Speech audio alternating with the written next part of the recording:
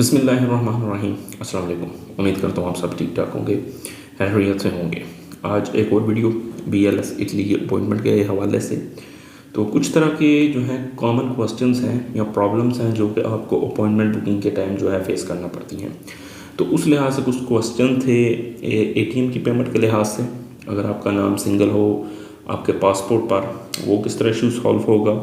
उसके अलावा जी, अगर आपका परमानेंट एड्रेस और जो करंट एड्रेस है वो सेपरेट है तो वो उस जो है सूरत में आपको क्या करना होगा। तो सबसे पहले जो बात करेंगे हम वो करेंगे जी पेमेंट प्रोसेस के बारे में। तो जब आप स्लॉट उठाते हैं और प्रोसेस कंप्लीट करने के बाद नेक्स्ट स्टेप तक जाते हैं तो आपको दो किस्म के कार्ड जो हैं वो सामने आएंगे, एक वीज़ा और मास्टर कार्ड। तो उनका लोगो जो है नीचे वो उन्होंने मेंशन किया होता है या उसकी पिक्चर जो है ऐड होती है उस जगह पर। तो इस तरह का जो कार्ड होता है या इस लोगों के साथ जो कार्ड होता है उसे हम मास्टर कार्ड कहते हैं। तो ये कार्ड आपका एक्सेप्टेबल होगा वहाँ पर। उसके अलावा जिसका यहाँ पर वीज़ा लिखा होगा वो कार्ड भी एक्सेप्टेबल हो जाएगा। उसके अलावा अगर यहाँ पर लोगो पे पाक का हो, यूनियन पे का हो या किसी और ब्रांड या किसी और चीज़ का लोगो लगा हो तो वो आपका जो है एक्सेप्टेबल नहीं होगा। तो सबसे बेसिक चीज़ ये है कि आपके पास एक मास्टर और एक जो है वीज़ा कार्ड होना चाहिए। अब वो मैटर नहीं करता वो किसके नाम पर है। आप कुछ लोग कहते हैं हमारे पर्सनल नाम पर हो या हमारे अकाउंट से पेमेंट हो, तो वो कुछ भी मैटर नहीं करता। अब किसी का भी ATM कार्ड उठाएं वो जो है सिर्फ मास्टर और वीज़ा कार्ड होना चाहिए। उसके अलावा ये जो नंबर्स हैं ये आपने पुट करना होते हैं।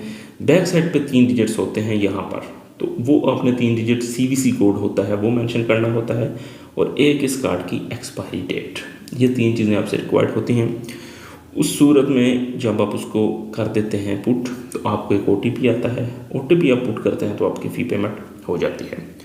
उसके अलावा इसी में जो सेकंड केस है वो ये है कि कुछ लोग इस वक्त इटली में बैठे हैं और वो चाहते हैं हम वहाँ से अपनी फैमिली की अपॉइंटमेंट बुक करें और वहाँ के कार्ड से पेमेंट करें। तो उसके लिए मैंने आपको बताया था नया पे, सादा पे, ज़िंदगी ऐप, इस तरह के ऑनलाइन डिजिटल प्लेटफॉर्म्स अब बन चुके हैं।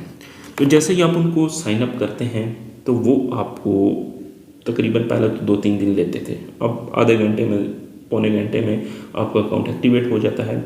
जब आप उसमें लॉगिन करते हैं आपको अकाउंट की जो है डिटेल सामने आ जाती है, आपको एक अकाउंट नंबर इशू होता है, आपको एक डिजिटल कार्ड इशू हो जाता है उसी ऐप के अंदर। उसी कार्ड के थ्रू आप उसकी पेमेंट कर सकते हैं। अब उस सूरत में आपने अपना यूरोप वाला या इटली वाला नंबर नहीं लगाना, आपने पाकिस्तानी नंबर मेंशन करना है। यहाँ से किसी फैमिली मेम्बर का कर लें या जो भी। उसके अलावा अपने ईमेल जो है ना वो अपनी ऐड कर सकते हैं, वहाँ वाली करें यहाँ वाली करें। अगर आप OTP मोबाइल पे नहीं लेना चाहते तो आप उसको ईमेल पर ट्रांसफ़र कर दें, तो वो आपका ऑटोमेटिकली जो है ना आपकी ईमेल पर OTP आएगा। उसके बाद आपकी पेमेंट जो है वो डन हो जाएगी। तो ये 2-3 क्वेश्चंस जो थे वो ATM कार्ड के बारे में और पेमेंट के बारे में थे।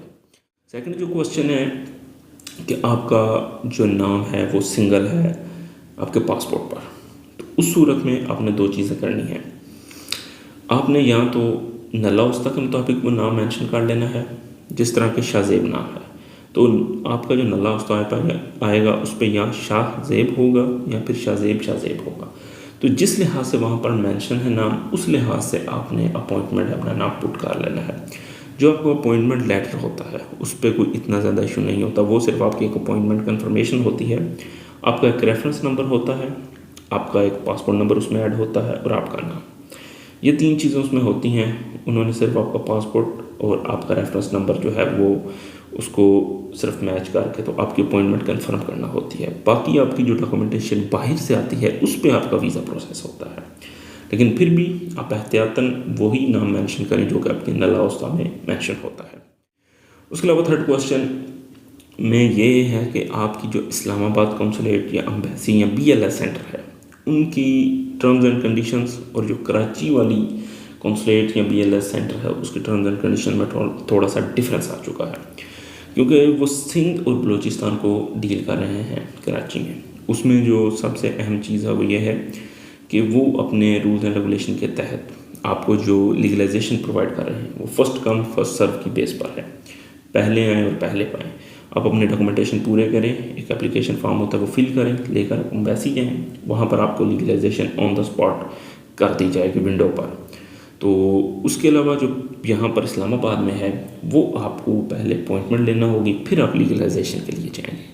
तो अब कुछ लोगों का केस ये है कि जी हमारा परमानेंट एड्रेस कराची का है और हमारा करंट एड्रेस जो है इस्लामाबाद का है। तो इस केस में आप अपना नल्ला वस्ता देख लें वो किस एम्बेसी में आया हुआ है, तो आप उस एम्बेसी में जाकर उसको डील करें। क्योंकि अगर आप कहें कि अब वहाँ पर एक अच्छी सर्विस मिल रही है, एक अपॉर्चुनिटी मिल रही है और हम जाकर कराची में ये सारा सीन काट लें, तो वो ज़रा डिफरेंट सीन हो जाता है। क्योंकि उनकी रिक्वायरमेंट ये है कि आपका करंट और परमानेंट एड्रेस सिंध का हो या बलूचिस्तान का हो, तब हम आपको डील करेंगे। तो कुल मिला के ये 3 क्वेश्चंस थे जो बार बार सामने आ रहे थे, या इससे रिलेटेड बार बार कुछ लोग क्वेश्चन कर रहे थे। तो मैंने सोचा एक वीडियो में ही आपको इनका अच्छे तरीके से जो है आंसर कर दूं। इसके अलावा अगर आपको कोई क्वेश्चन हो तो बेशक आप इंस्टाग्राम पर मुझ पर कॉन्टैक्ट कर लें, और या फिर आप कमेंट बॉक्स में पूछ सकते हैं। तो इंशाल्लाह इसी तरह मिलते हैं किसी न्यू वीडियो में। अल्लाह हाफिज़।